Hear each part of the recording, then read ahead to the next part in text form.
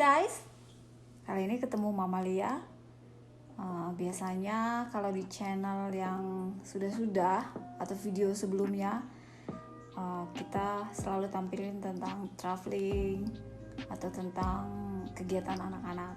Tapi kali ini saya Mama Lia mau cerita tentang gimana sih kehidupan sebenarnya atau enak tinggal di Amerika, juga suka dukanya. Tapi sebelumnya kita sambil ngeteh dulu ya, karena pagi hari yang paling suka tuh minum teh dulu baru mulai aktivitas.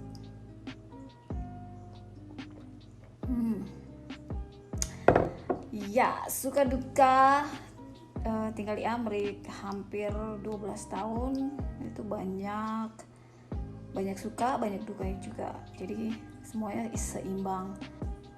There's no easy way, but there is nothing hardest either. Jadi nggak ada semuanya selalu indah, tapi nggak juga semuanya buruk ya. Selama di Amerika, khususnya aku tuh nggak kerja sama sekali, cuma jadi seorang ibu untuk ngurus suami, anak-anak. Tapi sudah 4 tahun ini aku mulai kerja part time, yaitu sambil ngajar piano dan Mandarin. Cuma yang sangat jadi challenge atau tantangan itu untuk mendidik anak di sini ya, karena aku prinsipnya mengajarkan mereka untuk berbahasa, khususnya bahasa Indonesia. Jadi itu sangat berat buat aku sih, tapi mungkin buat yang lain enggak ya. Tapi kalau buat aku sendiri itu sangat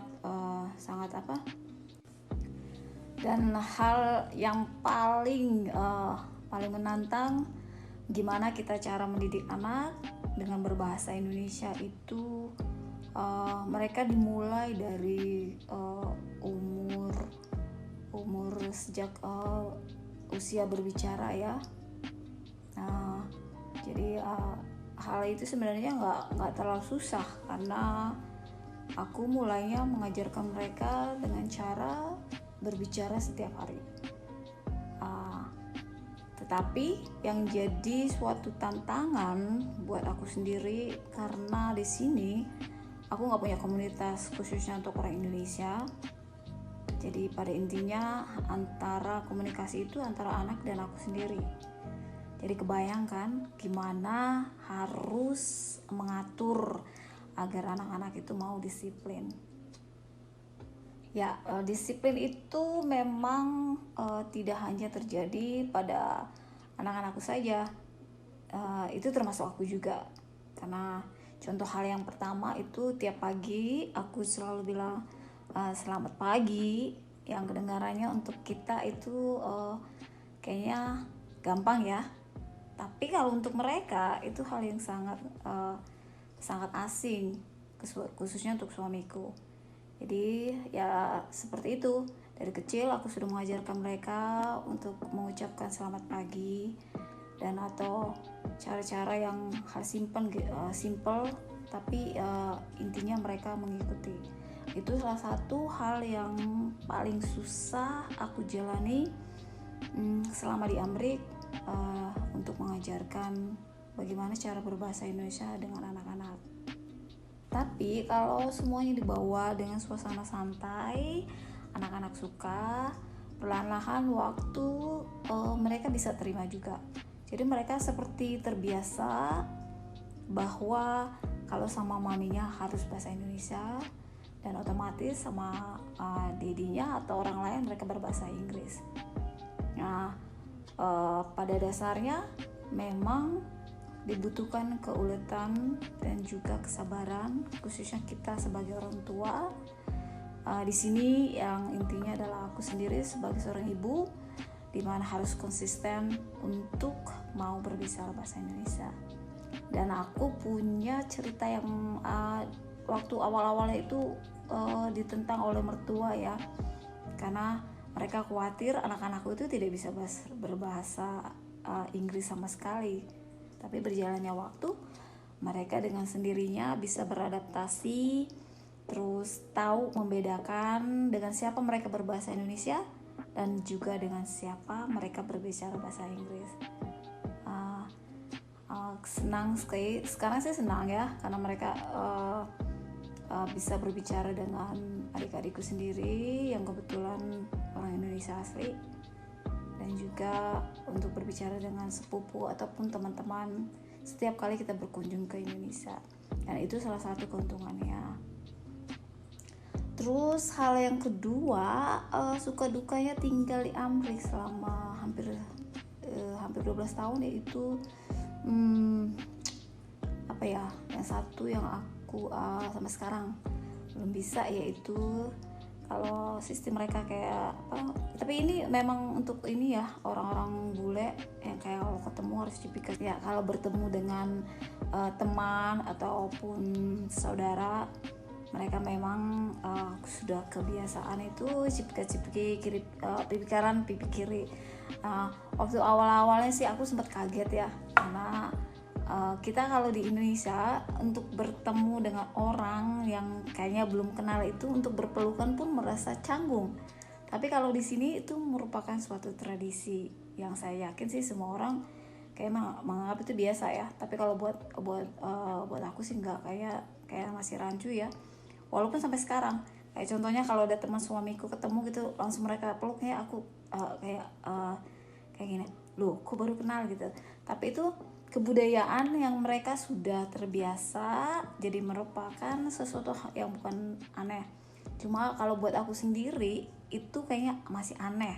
Tapi bayangin gak, udah mau 12 tahun tapi bagi aku ya kayaknya sih buat aku tuh aneh banget. Itu salah satu hal yang gak bisa kayaknya buat aku adaptasi ya. Itu aja, kalau ketemu orang terus terutama masih baru langsung cipika-cipiku, itu bagi aku masih aneh. Tapi kalau untuk sama kalau untuk sama dari saudara suami ataupun teman aku yang sudah lama kenal, itu nggak masalah. Walaupun sama ini murid-murid aku, kalau mereka orang tua gitu cipika-cipika kayak masih asing juga.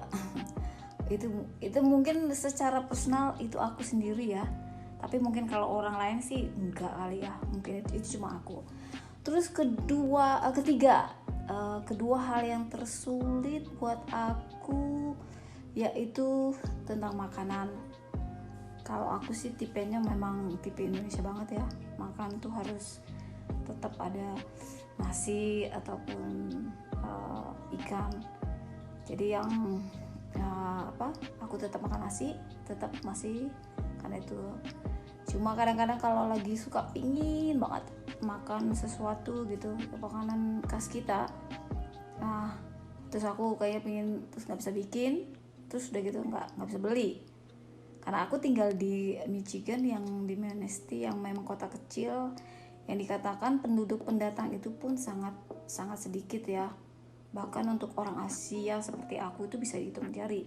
Cuma kalau di kota-kota besar banyak, kayak seperti Chicago, New York, Washington DC, itu mereka punya komunitas, bahkan ada restoran untuk Indonesia.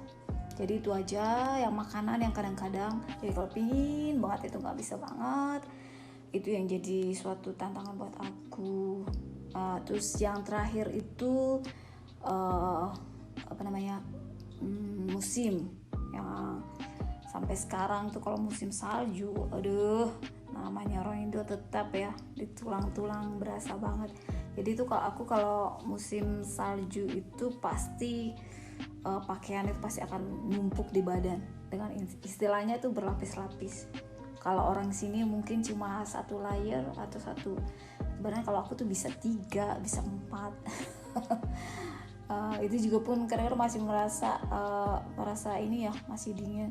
Cuma kalau di tempat aku itu memang tempat yang daerah yang dingin, paling dingin ya, karena aku deket dengan sungai atau juga dengan danau yang pasti udara hawanya lebih dingin.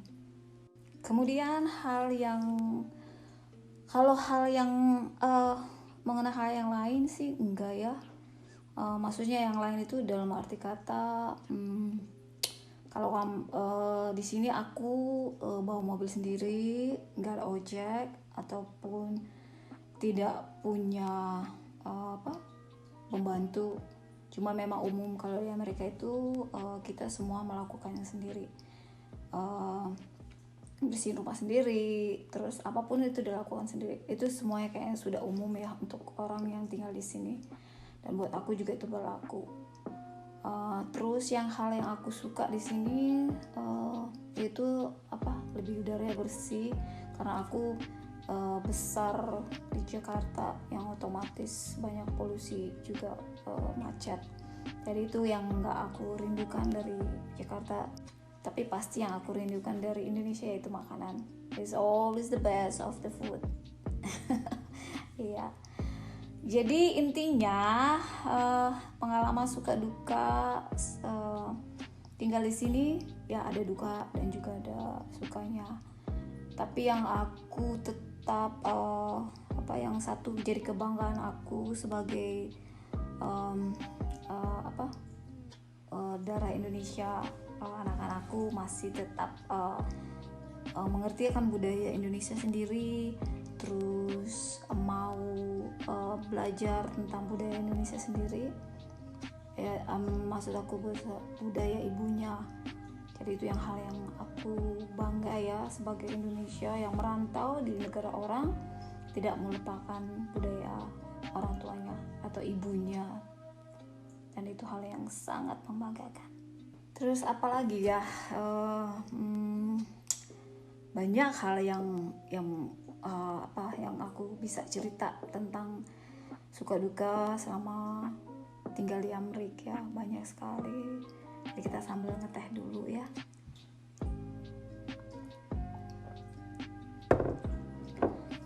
Hal yang tetap yang aku ajarkan khususnya untuk anak-anakku itu selain dari bahasa Indonesia, cara bagaimana mereka merespon orang ya, maksudnya orang yang lebih besar. Karena di sini itu mereka biasanya menganggap suatu bentuk mereka lebih banyak keterbukaan. Intinya mereka diberi banyak kebebasan khusus untuk anak-anak. Tapi kalau aku tetap mencampurkan budaya bahwa orang yang lebih tua, lebih besar itu tetap harus dihormati. Kadang-kadang ada pernah satu kali teman suamiku, terus aku bilang, oh kamu harus panggil uncle. Terus selalu ditanya, mami itu bukan adiknya Dedi. Cuma aku tetap bilang itu hanya sebutan untuk sebagai bentuk bahwa kamu harus menghormati orang lebih besar itu ya, harus menyebut uncle atau paman walaupun itu bukan dari keluarga sendiri. Jadi itu suatu hal yang kayaknya mungkin buat orang Amerika atau orang di sini menganggap itu tidak perlu. Cuma aku masih tetap mengajarkan sedikit buat mereka untuk mengetahuinya tentang bagaimana suka duka hidup di Amerika. Nanti aku di vlog yang lain mungkin aku akan lebih banyak lagi cerita gimana sih kita harus menghadapi kebudayaan kita dengan budaya di sini, juga menghadapi trik-trik atau tips-tips yang supaya kita tuh tetap betah, juga tetap supaya nggak homesick dan lain-lain. Nanti kita bahas di vlog yang lain bersama Mami Lia. Jadi tetap stay tune ya, nonton terus di channel kami. Terima kasih, sampai ketemu lagi. Semoga ini jadi suatu tontonan yang menarik dan juga sebagai hiburan. Terima kasih.